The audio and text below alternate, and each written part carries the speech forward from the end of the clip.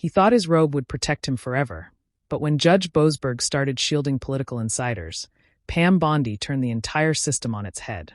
Pam Bondi stood behind the podium in Tallahassee, hair pulled tight, voice calm but deliberate. She wasn't reading from a script, no teleprompter, no notes, just a stack of sealed documents. Her eyes locked with every lens and journalist in front of her. This is not political. This is about trust. And Judge Boasberg has broken it. That was the sentence that set off everything.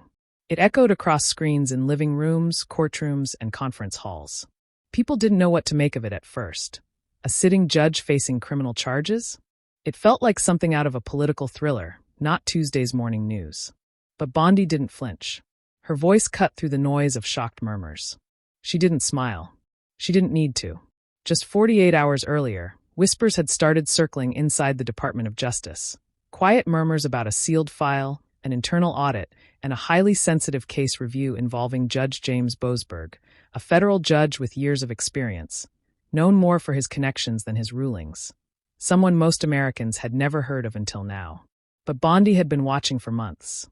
The catalyst? A late Friday decision in a D.C. courtroom where Judge Boasberg issued a restraining order blocking the deportation of 5 individuals with suspected ties to Trendy Aragua, a gang with a reputation that made even hardened ICE agents nervous. Bondi believed it was more than bad judgment. She called it judicial sabotage. What stung even more was how the ruling was delivered, verbally vague and with no written order to enforce. Homeland Security, operating under the assumption that the lack of a signed order gave them clearance, moved forward. Within hours, reporters were camped outside ICE field offices and protesters lined up in front of federal buildings. But behind the scenes, something else had snapped.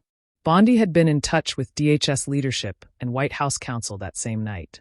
"He's protecting criminals," she allegedly said in a closed-door call. "He's not interpreting the law. He's hiding behind it." That single call turned into action, and not just politically. What the public didn't know yet was that Pam Bondi's team had already been compiling a case file. Quiet interviews with former clerks, internal memos from a whistleblower in the D.C. circuit, even encrypted message logs between Boasberg and former aides flagged in a side-channel investigation.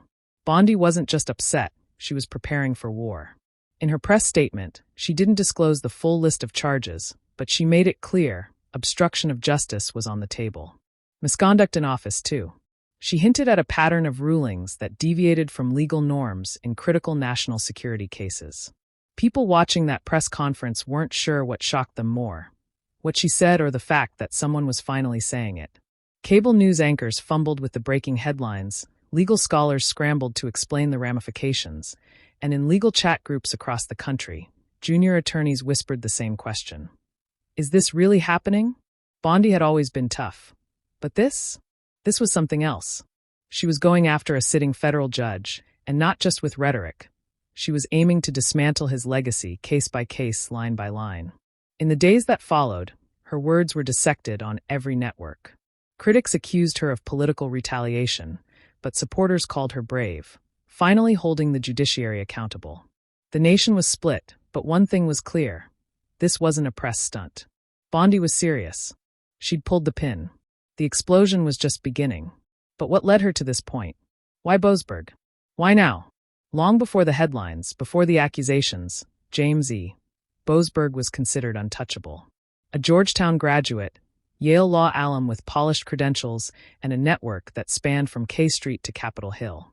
To most people in the legal world, he was the guy you didn't mess with, not because he was feared, but because he played the game right. On paper, at least. He started his climb in Washington, D.C. years ago.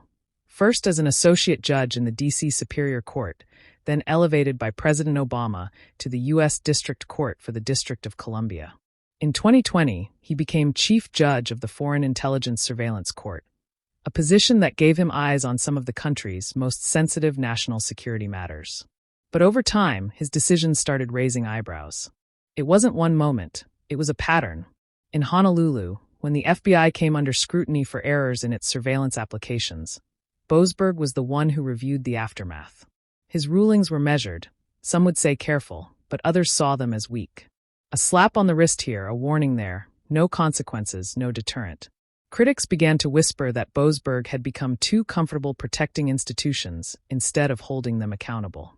Pam Bondi was one of those critics. She had been keeping track silently while Boasberg's name kept popping up in cases with implications beyond the courtroom, especially cases involving immigration enforcement and the limits of executive power. To Bondi, he wasn't just making controversial rulings. He was shaping the battlefield from the bench. And then came the restraining order on the deportations.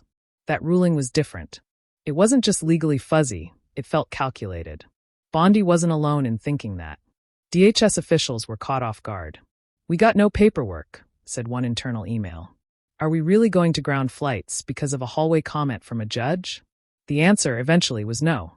The flights went ahead, and that's when Boasberg threatened contempt proceedings.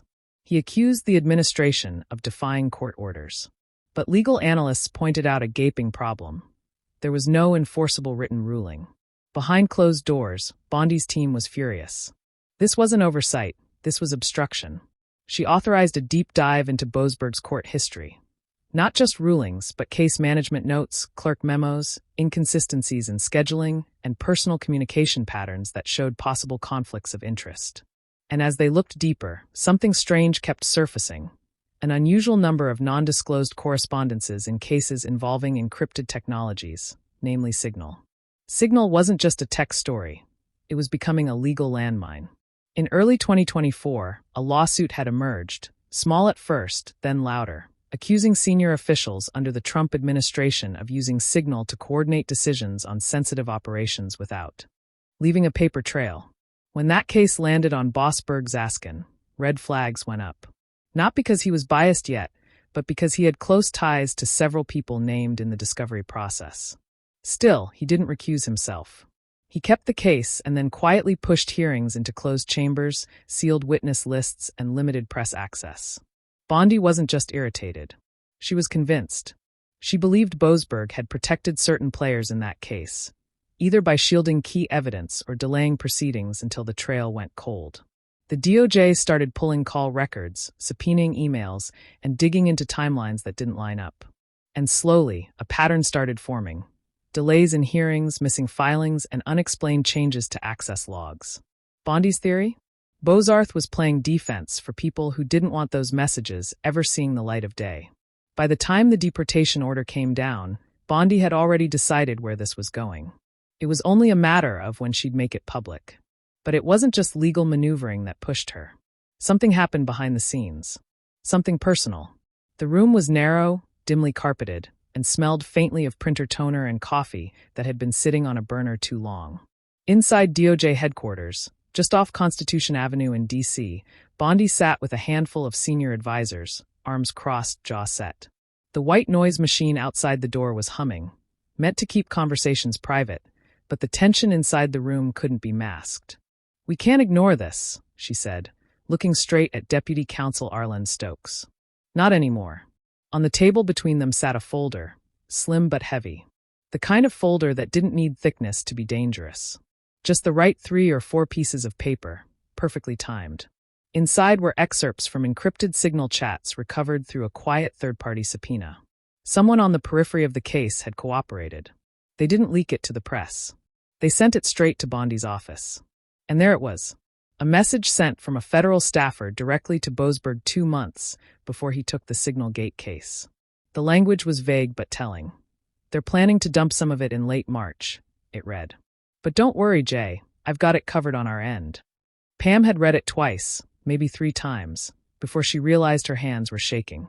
Stokes tried to play it down at first. Could be nothing. Could be misinterpreted. But she wasn't hearing it.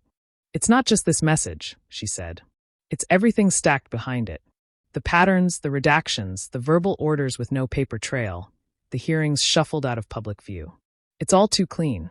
And then she dropped the line that marked a turning point for her team. "I'm not letting this get buried in some Inspector General's report 3 years from now." That's when everything shifted. The next 72 hours were a whirlwind: legal prep, PR strategy, internal briefings with the Office of Legal Counsel. They didn't want a leak. They wanted impact. But here's what the public didn't see.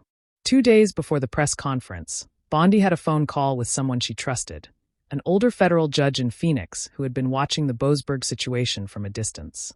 No politics, no headlines, just years on the bench and a quiet understanding of how power works. "You sure about this, Pam?" the judge asked. "I am. You'll burn a lot of bridges." "I'm not here to make friends," she replied. "I'm here to clean house." She didn't say it with anger. She said it with clarity. She knew what this would cost her. Politically, maybe personally, but she also knew what it would cost if she walked away now. Because this wasn't just about legal integrity anymore. Earlier that year, a mother in Corpus Christi had written Bondi a letter. Her son, a border agent, had been seriously injured during a botched operation involving two men suspected to be linked to Trendiaragua. They'd slipped through processing because of a court-ordered hold. That court order? Signed by Boasberg. The mother wrote, "We can't keep pretending that politics don't have real-world consequences. My son's spine is broken. He can't walk. And the man responsible is being shielded by a judge who won't show his face." Pam didn't forget that letter. She kept it in her desk. So, when people later accused her of making this personal, they weren't entirely wrong. It was personal, but not out of spite. Out of duty. And once she went public, once she named Judge James Boasberg and confirmed an open investigation, there was no going back. She was fully in. All of it, her reputation, her position, her credibility, now tied to the outcome of this case. But as the story spread, another thread began to unravel. Because Signal Gate wasn't just about texts. It was about who was hiding behind them. The public didn't take long to latch onto the name. Signal Gate hit the internet like a flood, and within days it was everywhere. TV panels, podcasts, Reddit threads. It wasn't just about a messaging app anymore. It was about who was using it, what they were hiding, and why someone like Judge Boasberg had tried to smother it in procedural dust. The story went deeper than most people realize. Signal wasn't new to Washington, but its rise during the Trump administration had alarmed certain corners of the intelligence community. Staffers, legal aides, even senior officials, had begun using it during meetings, claiming it was to reduce leaks. But Signal deletes messages automatically, and in government that's a problem. Because in government, records matter. That's what the original lawsuit had been about. It was filed by a small watchdog group out of San Diego, and most people laughed it off at first. But when internal documents began surfacing, documents that showed scheduling conflicts, deleted calendar entries, and massive gaps in documentation, people started asking questions. Then came the names. Not just low-level assistants, real names. Former national security advisors, an undersecretary of defense, even someone who had once worked directly under Boasberg as a legal consultant during a review of surveillance protocols. And somehow, despite all of this, Boasberg stayed on the case. He didn't recuse himself. He didn't even acknowledge the connections in court. He simply scheduled a pretrial hearing, closed it to the public, and issued a brief statement about ongoing procedural reviews. That's when Bondi's team lost. All patience. They deciphered the encrypted logs from Signal servers, not an easy feat, and not something done lightly. But there was a legal window tied to national security, and the DOJ pushed it hard. What they got back wasn't complete, but it was enough. One message, in particular, stood out. It was between a legal assistant on the lawsuit and a former DOJ staffer who had once worked under Boasberg. The message read, "JB says we'll bury it in pretrial. No panic. No files go public unless forced." 3 days later, Bohm ruled to delay discovery. Now, legally, that could mean 100 different things. Judges delay discovery all the time. But paired with the message, it looked like a chess move, a preemptive block. Pam Bondi didn't see a cautious judge. She saw a gatekeeper, one protecting people on both sides of the aisle from having their messages, their intentions, and their misconduct dragged into the open. And she knew the longer he held that bench, the colder the trail would get. She called a late-night meeting with her legal strategy team. "If we don't act now, the window closes. This case gets sealed forever, and the public never hears a thing." One advisor, hesitant, asked, "You think he coordinated a cover-up?" "I think he knew who would be named," she said. "And I think he chose his loyalties." The phrase "chose his loyalties" would later get quoted in the Wall Street Journal, The Hill, and even NPR. It became a quiet rallying cry for those who saw Bondi's campaign not as revenge, but as a fight to wrest control of the judicial process back from behind-the-scenes handlers. There was something deeply disturbing about how easily this had all been hidden. how a respected judge with decades of service had managed to delay, redirect, and obscure court actions tied to a scandal with national security implications. And for every step Bondi took, pushback followed. One legal organization filed a complaint calling her actions an attack on judicial independence. A former law professor from Yale gave an interview, saying Bondi was injecting politics into the judiciary. But the public was watching, and the question was simple. If Boasberg had nothing to hide, why wasn't he cooperating? But the answer to that question wasn't just about Boasberg anymore. Because the deeper Bondi dug, the more names started surfacing. By the time Pam Bondi filed formal charges, the ground was already shaking in D.C. She stood in the same press room, this time flanked by two senior DOJ investigators.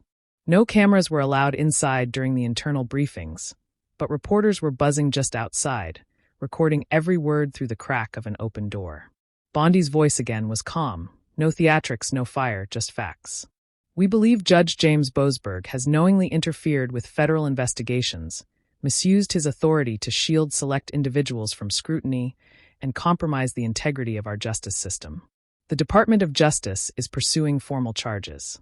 The list was precise: obstruction of justice, misuse of judicial authority, willful concealment of evidence, and failure to recuse in a matter involving known conflicts of interest.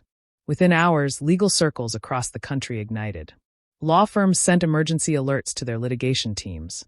Judges met privately to discuss the fallout, and inside federal agencies, emails with Boasberg's name in them were being quietly deleted or locked away behind restricted access. But what made this different, what made it real, was what came next. Bondi's office released a small collection of internal messages, legally cleared for public review. None of them included classified info, but they were damning. There were suggestions that hearings had been moved to favor scheduling with particular legal teams. A text that read, "Keep this one in my courtroom, too risky for another judge." A short email to a former colleague, marked personal, that hinted at coordinating legal timelines around expected political changes. It wasn't smoking gun material on its own, but to the public, it felt like corruption dressed in a robe. Meanwhile, Boasberg went silent. No press statement, no court appearance, no official denial. His clerk issued a brief response. Judge Boasberg has always served with honor and integrity and will respond through the appropriate legal channels. But that only made it worse. People wanted answers. They wanted him to face a microphone, to explain himself, or at least show some sign of accountability. Instead, his allies moved for him. Several political commentators on mainstream media began defending him, saying this was a witch hunt, that Bondi was weaponizing her office, that she was trying to send a message to other judges who ruled against conservative interests. But for every critic she gained, she earned a louder wave of support. Ordinary Americans began speaking out. Veterans, small business owners, immigration officers, even former court clerks who had worked under Boasberg years ago. Some defended him, but more came forward with stories, some vague, others detailed, about quiet decisions that never made headlines but had affected real lives. A court translator from Loretto said she remembered seeing documents go missing from a deportation case that was reassigned to Boasberg's court at the last minute. A paralegal in Ohio claimed her team had once been told to hold off on filing because a friendly judge wanted to take jurisdiction. These weren't bombshells. They were whispers. But together they painted a picture. And Pam Bondi, she wasn't done. She gave one last interview before going completely off camera. The interviewer asked her if she feared the political consequences of charging a federal judge. Her response was simple. "Let the consequences come. I'd rather lose my seat than lose my spine." That quote hit hard. It showed up on coffee mugs, bumper stickers, and digital ads within hours. Her critics tried to mock it, but the damage was already done. The line stuck. Inside the courthouse, meanwhile, preparations began for pretrial hearings. The process would be slow. Judges don't go on trial often, and even fewer face actual criminal charges. But it was happening, and people were watching. The lines were drawn now. You were either with Bondi, believing the justice system needed a long overdue reckoning, or you were with Boasberg, defending the judiciary from what looked to some like a politically fueled takedown. But in the chaos of public opinion, a quieter storm was forming. Because what came next wasn't about the courtroom. It was about trust. The trial hadn't even started, and yet the damage was already spreading inside a quiet courtroom.